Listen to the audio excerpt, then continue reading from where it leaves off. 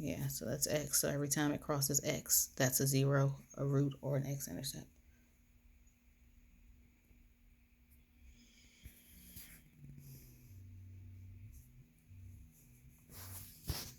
Here we go. Now with this problem here, the best thing for you to do is to plug everything into decimals. So we're going to put the table into decimals. So you click the plus, hit table. So I do -2, -0.5, 0, 1.5, 5, and 3.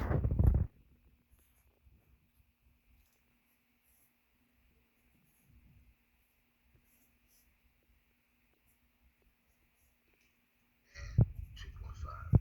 Now, you got to find out which one of these functions or equations will form a line around these points. So we do the first one.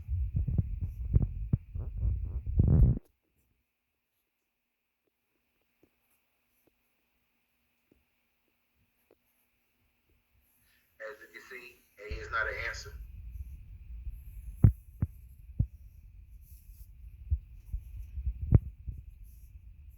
B is not an answer.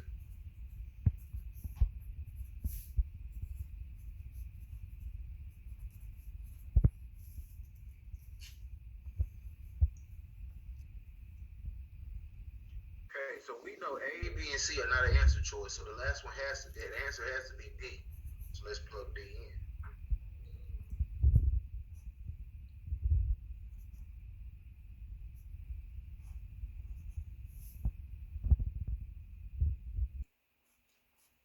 So our answer is D. And write yourself That's a all note you have to do. that you can put every. Now, before I go on to the next problem, are there any questions? Make yourself a note that you can put every answer in decimals, and when it makes the That's only line 2 people. I should have a class full. on your plot points, that you know it's the right Okay. answer. I got 13 people in here. Okay. Time it takes a job to do a job is inversely proportional to the number of workers.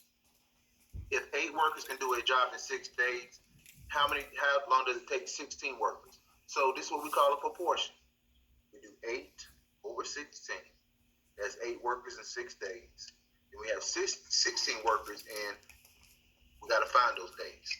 Now, my last class, one of my students told me, Mr. Monroe, there's an easy way to do this. What times 8 will give me 16? 2. What you do to the top, you got to do to the bottom. So 8 times 2 is 16. 6 times 2 is what? 12. Okay? Now, mathematically, that is correct.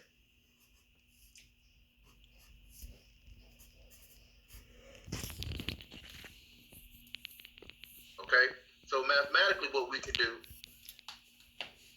when they talk about proportion,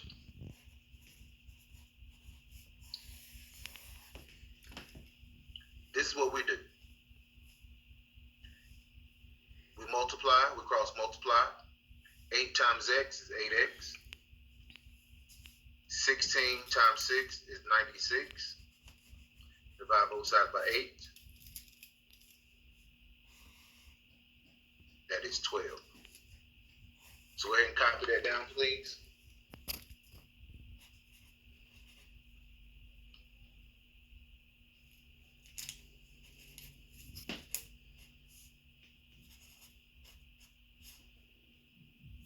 Right here, it says you are given the graph for function -2x plus 3.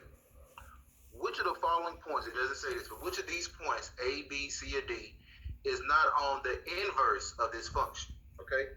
We got to find the inverse. I'm going to write the problem down.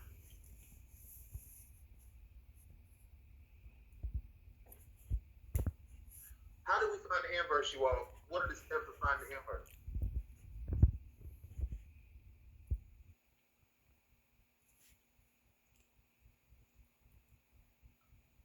What's the steps to find the inverse?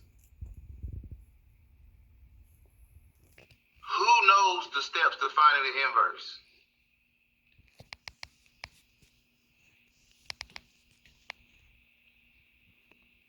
Who does not know the steps of finding the inverse? Let me say this. If you don't know how to do a problem, let us know, please. Because I'm asking a question, I'm asking it 5, 6 times. Do you know? Can y'all help me? Let's put it in this chat. You can send it directly to me or Miss Towns, and we will go over this problem without it being known. But you not saying anything from the start is not helping you.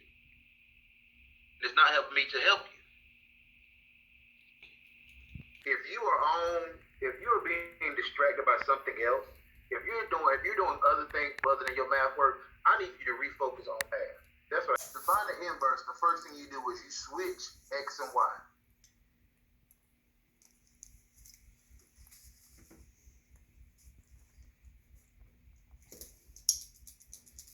And write your steps out too, so you'll know what to do. Switch your x and y. You switch x and y. Therefore, when you switch x and y, like we just did, you then solve for y. So you got to get y by itself. So the first step is to switch x and y. The second step is to solve for y. So I subtract 3 from both sides. This is x minus 3. Then I divide both sides by -2. And my final answer is this. So if you want to put the y in the front, hey, be my guest. It doesn't matter. It's still the same answer. Y equals x minus 3 over -2. So we got to find out which one of these answers are on this graph. It's not on this graph.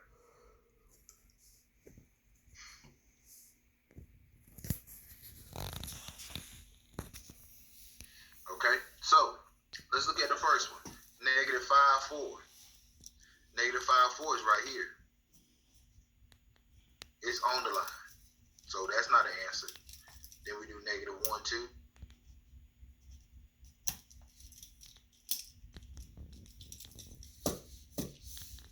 -1, 2 is right here. If I can get to it. Well, it's right there. That's on the line. Then 0, -3.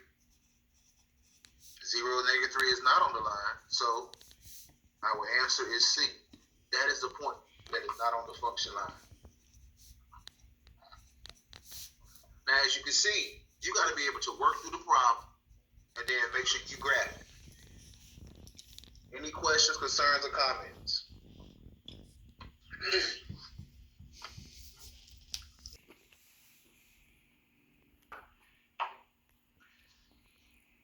This says Madison deposit $1,200 in a savings account that compounds interest yearly. After her initial deposit, Madison did not withdraw or deposit any money from this account. The table below shows the amount in her savings account over a period of years. This is the table, and we got to use the curve of best fit. Okay? And if you know about the curve of best fit, this is the equation that we put into Desmos. So, but before we can put that into Desmos, we got to create a table. The table that we create is the same table that is shown. 2, 4, 6, 8, 10.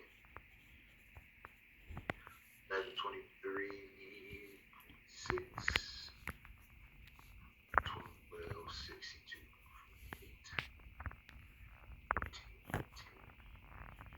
18, 15, 93, 85, 17, 90, 0.85. Okay, so put this zero back here so we have. So we just re-put. Well, this is what you gotta do. You put the table into Desmos, okay? And what we gotta do is we gotta find which one of these functions, A, B, C, or D, matches this one. So after you put the table in, we plug in the exponential function. Y, curved line, AB, exponent, x1. As you can see down here, 1000. B is 1.06. So our answer is A. That is our answer.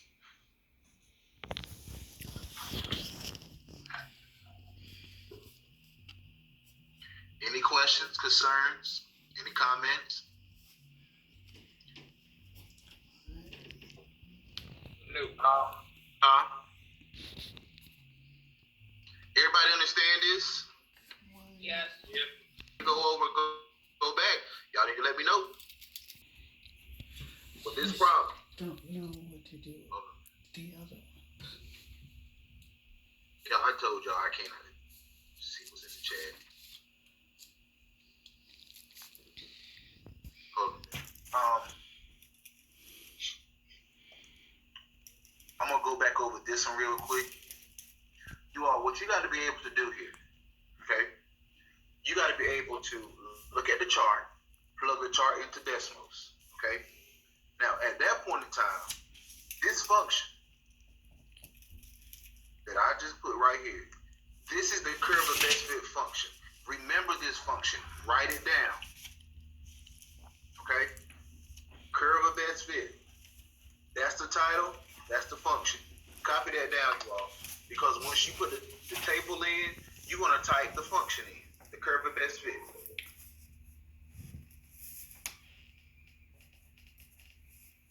Okay? Now, once you have typed the equation in like we did in decimals, this answer right here, if I could draw across this, but what I'm going to do is, let's see. I wish I could do a better arrow than that. You see where the arrow going to A and B? A and B is the same A and B. Here, this is A, this is B. And that's part of your equation.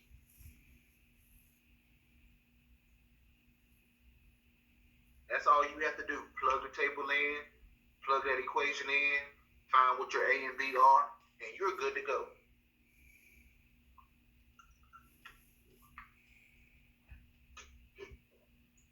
Okay, moving on.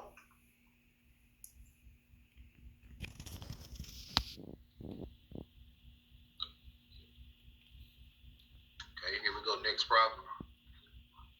Now, again, we have f of g, so we write that down, we write this down, we write this down. So I'm going to start off with g, f of 2. Okay.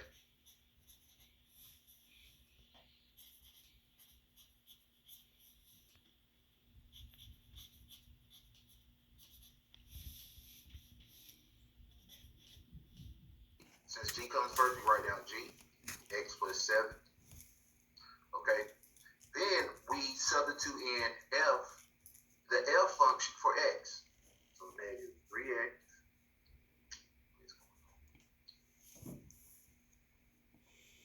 Negative 3x plus 4 plus 7. Okay.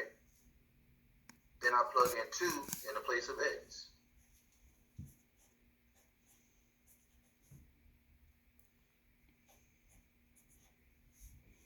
Okay. 3 times 2 is negative 6. 4 plus 7 is 11. Negative 6 plus 11 is 5. That's it.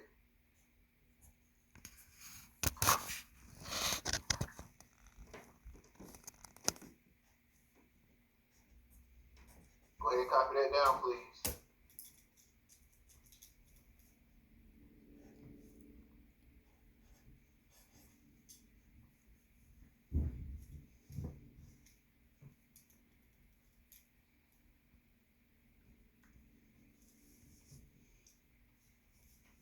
And do you need to write your steps? The first you write down the g function equation. Then in place of x, you write the f function equation. And in place of that x, you put in your number, if there is one, and then solve. You're going to know that's what you're doing at each step. Okay. Everybody should have that copy down. Let's move on to the next.